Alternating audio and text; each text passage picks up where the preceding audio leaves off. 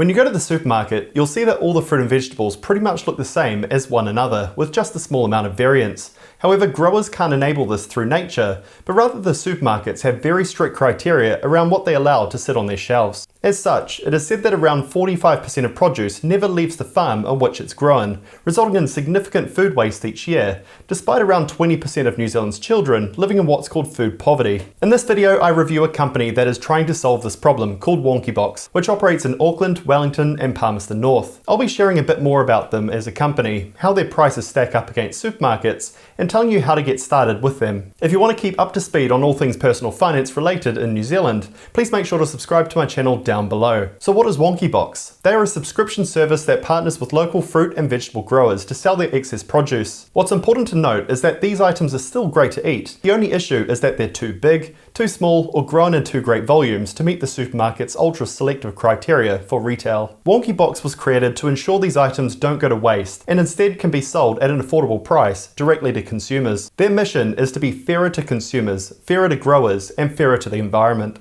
It is said that 6 to 8% of global greenhouse gases can be traced back to food going to waste, and that over 120,000 tonnes of food is thrown away in New Zealand each and every year. So it isn't hard to see why Wonky Box was created. It was founded by Angus and Katie in 2021, and though it initially started with Wellington, they have now expanded out to Auckland and Palmerston North. So that covers who Wonky Box are. Now let's take a look at what you get in a typical box. Currently, Wonky have two offerings, both a fruit and vegetable box and a vegetable only box. Each week, they'll put together a surprise box with no less than 10 fruit or vegetables. You must also select your region as they source from local growers. The items you receive each week will be a surprise as Wonky can't tell in advance what is grown in excess. I purchased Auckland's vegetable only box for the 24th of March. Let me show you what I got. I received 1 cucumber, 1 giant kumara, a giant bunch of carrots, 3 courgettes, 2 red capsicums, 2 bok choy, 4 red tomatoes, 3 beetroot, 4 parsnips, and a big and a small eggplant. Though the website said that I'd receive turnips, often they don't have enough to go around, so they'll substitute them for something else, in this case tomatoes. I paid $32 for the box and a further $6.80 for delivery, which was pretty reasonable. So with 10 items, that comes to an average of about $3.20 per item. I've counted and weighed everything that I got in my box, so let's now compare that with my local supermarkets, Pack and Save and Countdown. First up, we've got tomatoes, with Wonky offering 4 units at a weight of 311 grams. Comparing Wonky with Pack and Save and Countdown reveals Pack and Save to be 9 cents cheaper. Moving along to parsnips, Wonky provided 4 in my box at a weight of 365 grams. Pack and Save comes in cheaper at just $1.93 and Countdown at $3.10, both cheaper than the average cost in the Wonky box. After that we have kumara, perhaps the most prized item in the box. Wonky provided 1.4 kilograms with 1 giant one and 2 smaller ones. When compared to the extortionate prices they're sold for at the supermarket,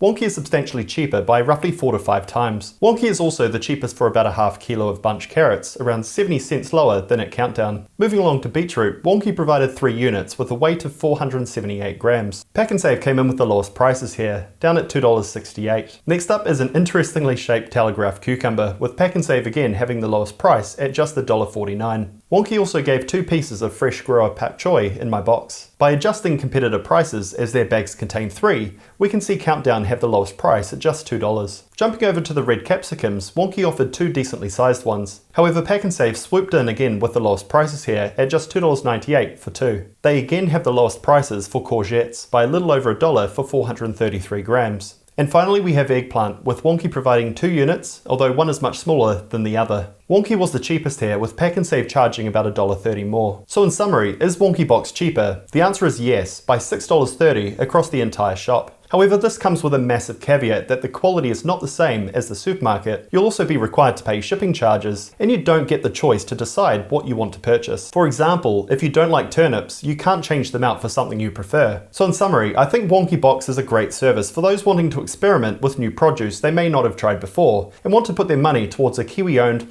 and environmentally conscious company. However, I wouldn't suggest Wonky for anyone that expects perfect quality produce, are picky eaters. Think of this like a farmer's market delivered straight to your door, and for many people, that's what they want. If you like this video and want to see more just like it in the personal finance and investing space, please make sure to subscribe to my channel down below to see more just like it. Thanks for watching, and I look forward to catching you on the next one. Cheers.